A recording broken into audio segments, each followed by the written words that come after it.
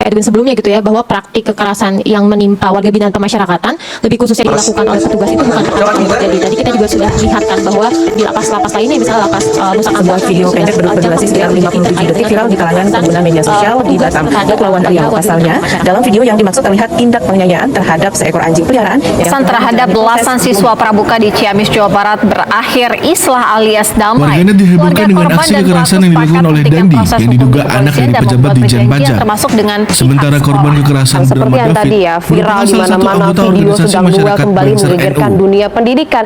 Lalu video kekerasan terhadap anak di bawah umur yang terjadi di kota Kendari, Sulawesi Tenggara yang sempat viral di media sosial.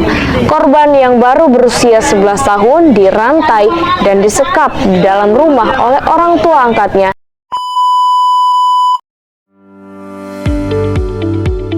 Assalamualaikum Sobat Pintar. Kenalin, saya Aisyah Ridho Iva yang akan belajar sosiologi bareng di video kali ini.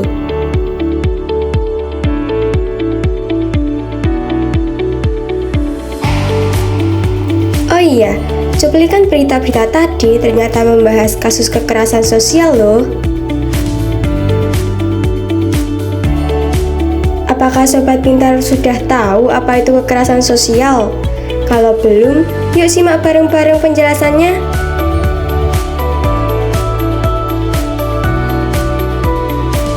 Sebelum masuk pada inti materi, di video kali ini akan membahas mengenai yang pertama, pengertian kekerasan sosial. Yang kedua, faktor penyebab terjadinya kekerasan sosial. Dan yang ketiga, macam bentuk kekerasan sosial. Disimak terus sampai akhir ya.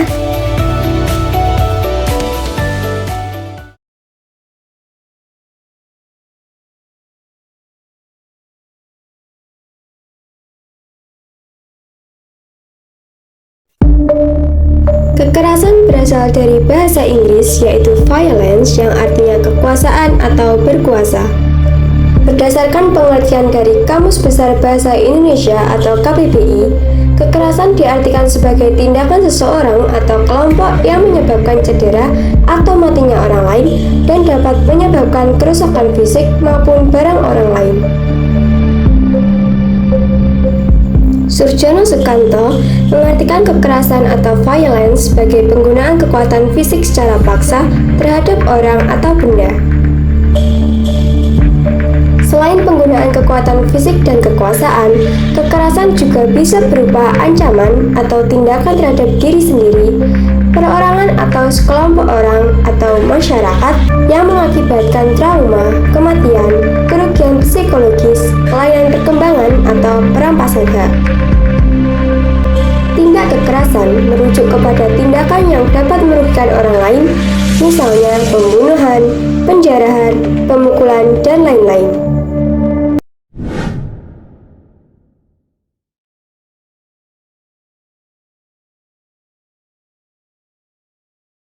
Pertama, faktor individual. Faktor penyebab dari perilaku kekerasan adalah faktor pribadi dan faktor sosial. Faktor pribadi meliputi kelainan jiwa. Faktor yang bersifat sosial antara lain konflik rumah tangga, faktor budaya, dan faktor media massa. Yang kedua yaitu faktor kelompok. Individu cenderung membentuk kelompok dengan mengedepankan identitas berdasarkan persamaan ras, agama, atau etnik. Benturan antara identitas kelompok yang berbeda saat interaksi sosial sering menjadi penyebab kekerasan. Yang ketiga, faktor dinamika kelompok. Menurut teori ini, kekerasan timbul karena adanya deprivasi relatif yang terjadi dalam kelompok atau masyarakat. Artinya, perubahan-perubahan sosial yang terjadi demikian cepat dalam sebuah masyarakat tidak mampu ditanggap dengan seimbang oleh sistem sosial dan masyarakatnya. Dalam hal ini, kekerasan dapat disebabkan oleh yang pertama, situasi sosial. Situasi sosial yang memungkinkan timbulnya kekerasan yang disebabkan oleh struktur sosial tertentu. Yang kedua, tekanan sosial, yaitu suatu kondisi saat sejumlah besar anggota masyarakat merasa bahwa banyak nilai dan norma yang sudah dilanggar.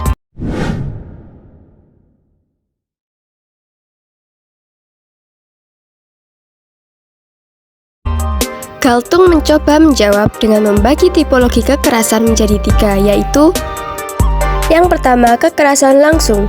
Kekerasan langsung biasanya berupa kekerasan fisik, disebut juga sebagai sebuah peristiwa atau event dari terjadinya kekerasan. Kekerasan langsung merupakan tanggung jawab individu, dalam artian individu yang melakukan tindak kekerasan akan mendapat hukuman menurut ketentuan hukum pidana. Contohnya pembunuhan, pemukulan, intimidasi, dan penyiksaan. Yang kedua, kekerasan struktural. Kekerasan struktural merupakan bentuk tanggung jawab negara di mana tanggung jawab adalah mengimplementasikan ketentuan konvensi melalui upaya merumuskan kebijakan, melakukan tindakan pengurusan administrasi, melakukan pengaturan, melakukan pengelolaan, dan melakukan pengawasan. Muaranya ada pada sistem hukum pidana yang berlaku. Misalnya diskriminasi dalam pendidikan, pekerjaan, dan layanan kesehatan.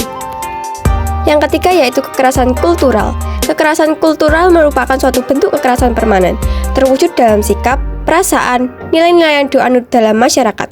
Beberapa ahli menyebut tipe kekerasan seperti ini sebagai kekerasan psikologis. Misalnya kebencian, ketakutan, rasisme, intoleran, aspek-aspek budaya, ranah simbolik yang ditunjukkan oleh agama dan ideologi, bahasa, dan seni. Pierre Bourdieu, salah satu tokoh sosiologi, juga membahas bentuk kekerasan sosial sebagai kekerasan simbolik. Kekerasan simbolik merupakan mekanisme komunikasi yang ditandai dengan relasi kekuasaan yang timpang dan hegemonik di mana pihak yang satu memandang diri lebih superior, entah dari segi moral, ras, etnik, agama, ataupun jenis kelamin dan usia. Selain itu, ada pula bentuk kekerasan sosial yang digolongkan menurut pelaku meliputi yang pertama, kekerasan kolektif, merupakan kekerasan dilakukan oleh banyak individu atau massa, misalnya tawuran antar pelajar dan tawuran antar keluarga. Yang kedua, kekerasan individu, merupakan kekerasan yang dilakukan oleh individu kepada satu atau lebih individu, misalnya pencurian, pemukulan, penganiayaan, dan lain-lain. Lebih lanjut lagi, bentuk kekerasan juga dapat berupa kekerasan fisik, yaitu jenis kekerasan yang kasat mata, artinya siapapun bisa melihatnya karena terjadi sentuhan fisik antara pelaku dengan korbannya. Misalnya menampar, menimpuk, menginjak kaki, menjegal, meludahi, memalak, melempar dengan barang, dan sebagainya.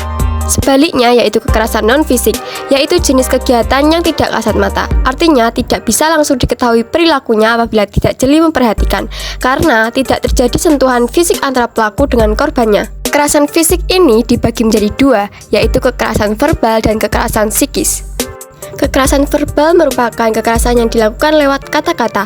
Contohnya membentak, memaki, menghina, menjuluki, meneriaki, memfitnah, menyebar gosip, menuduh, menolak dengan kata-kata kasar, mempermalukan di depan umum dengan lisan, dan lain-lain. Sedangkan kekerasan psikis merupakan kekerasan yang dilakukan lewat bahasa tubuh. Misalnya memandang sinis, memandang penuh ancaman, mempermalukan, mendiamkan, mengucilkan, memandang yang merendahkan, mencibir, dan memelototi. Dengan demikian, dapat disimpulkan bahwa kekerasan merupakan tindakan yang dilakukan oleh seseorang atau kelompok kepada seseorang atau kelompok lainnya yang dapat menimbulkan orang lain, baik dari aspek fisik, psikis, dan harta benda yang dimilikinya. Faktor pendorong terjadinya kekerasan sosial dapat berasal dari faktor individu, faktor kelompok, dan faktor dinamika kelompok. Sedangkan bentuk kekerasan sosial berupa kekerasan langsung, struktural, kultural, simbolik, fisik, dan non-fisik. Terima kasih sudah menonton, semoga ilmunya bermanfaat. Sampai jumpa di video selanjutnya.